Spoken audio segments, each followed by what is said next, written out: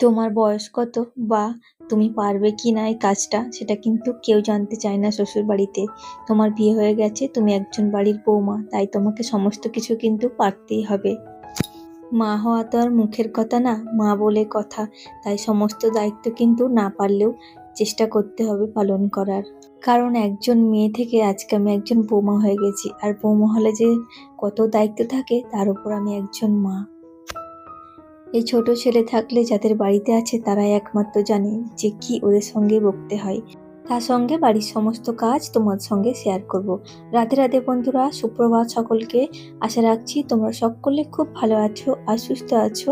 মিষ্টি পরিচয় চ্যানেলের আরও একটা নতুন ভিডিওতে তোমাদের সকলকে জানাচ্ছি অনেক স্বাগত। সকালে উঠে স্নান সেরে জামা কাপড়গুলো ওপরে মেলে দিয়ে চলে এসছে এখন নিচে। আর দেখতে পেলে বাবু কিন্তু পিছন পিছন আমার গেছিল। ওর যেদিন স্কুল থাকে না সেদিন কিন্তু ও উঠতে চায় না, সেদিন ঘুমোবে, ওকে টেনে হিঁচড়ে ডেকে আমাকে তুলতে হবে। আর যেদিন দেখবে যে স্কুল নেই সেদিন কিন্তু ও উঠে আমায় ডাকবে, আমার আগে ও উঠে পড়বে। আমি যেদিন ভাবি যে না আমি একটু ঘুমোবো, সেদিন কিন্তু আর হবে না, ও উঠে আমায় ডাকবে। আর এই সকাল সকাল না একদমই উঠতে ইচ্ছা করে না। এক দুদিন তো মনে হয় যে বিছানা থেকে উঠবই না, বিছানা ছেড়ে শুয়েই থাকি কিছুক্ষণের জন্য। কিন্তু না, সেটা তো আর হবে না। আমি শুয়ে থাকলে তো আর সংসারের কাজগুলো হবে না, তাই জন্য কিন্তু উঠে পড়তে হয় আবার সংসারের কাজগুলোর কথা ভেবে। তো সেজন্য চলো কাজগুলো আমি ঠিক সময় মতো শুরু করে দিয়েছি। ওদিকে বিছানাটাও একটু ঝেড়ে নিয়েছি ভালোভাবে টান টান করে পেতে। এখন এই যে পুজোটাও দিয়ে নিচ্ছি।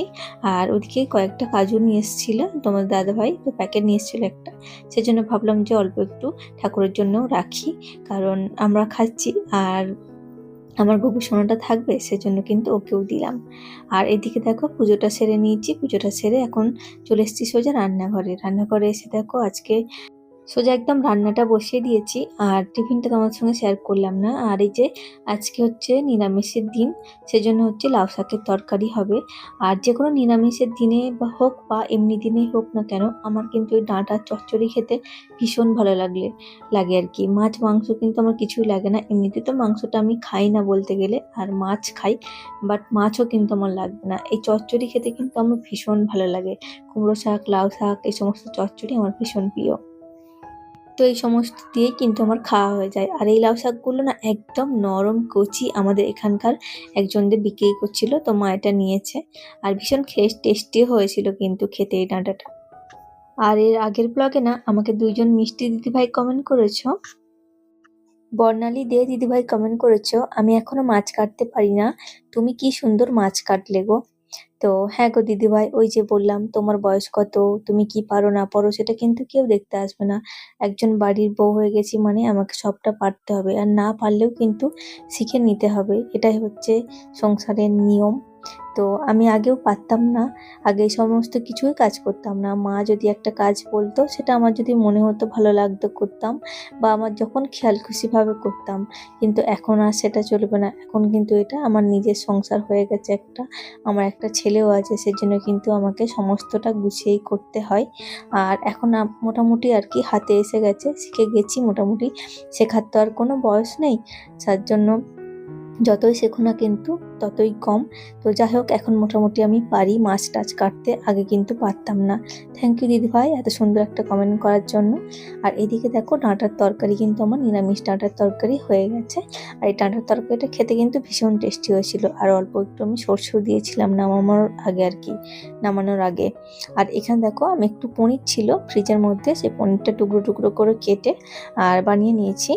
তো বাপি যেহেতু রুটি খাবে, সেজন্য ভাবলাম যে শুধু ডাঁটার তরকারি, সেজন্য ওই যে পনিরটা ছিল ভাবলাম যে একটু পনিরটা বানিয়ে দিই।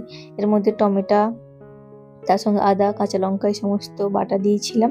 আর দিয়েছিলাম একটু কাসুরি মেথি, বাটার, এই সমস্তগুলো দিয়েছিলাম। দেখছি যে খেতে বেশ টেস্টি হয়েছিল পনিরটা। অন্য কোনো দিন তোমাদের সঙ্গে রেসিপিটা আমি শেয়ার করব। আর এর আগে না নিরু মম ব্লগ থেকেও দিদিভাই কমেন্ট করেছো যে সত্যি সকালে বাচ্চাদের স্কুল থাকলে অনেক চাপ থাকে।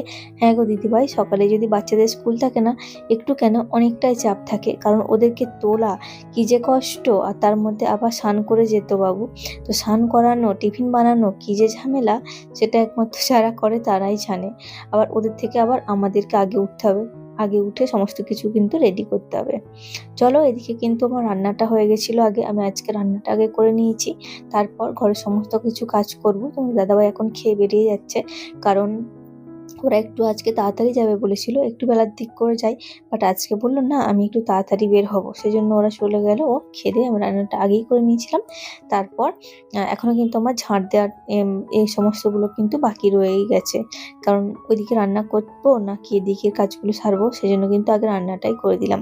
তো যেহেতু ওরা তাড়াতাড়ি যাবে বললো সেজন্য, তো ওরা খেয়ে বেরিয়ে গেছে।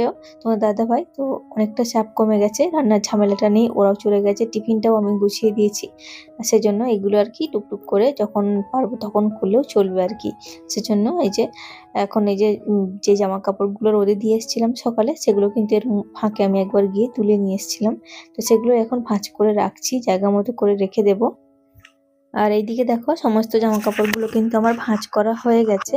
তো এগুলো এবারে আলমারির মধ্যে আর কি যে যার মতো রেখে দেবো আর কি। বাপি, তোমাদের দাদা ভাই আর হচ্ছে বাবু, এই তিনজনের জামা কাপড় এখানে থাকে। তো আর আমাদেরগুলো তো ওপরেই রেখে আসি, তোমরা জানো।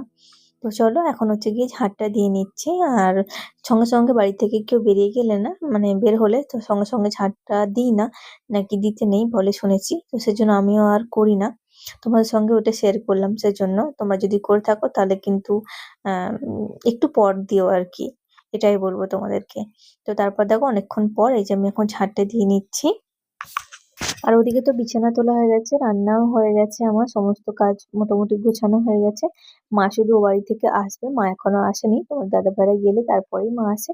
আবার কোনো কোনো দিন লেটও হয়। আর এই যে এদিকে দেখতেই পাচ্ছ বাবু বাড়িতে রয়েছে না, এত দুষ্টুমি করছে, একবার তো কাগজ কাটছে, সে আর বলার কথা নয়, প্লেন বানাচ্ছে, বানিয়ে ওড়াচ্ছে, এই সমস্ত করছে আর কি।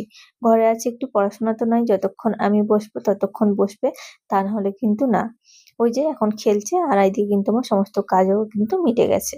চলো, আমার ব্লগটা তোমাদের কেমন লাগলো অবশ্যই কিন্তু জানিও তোমরা।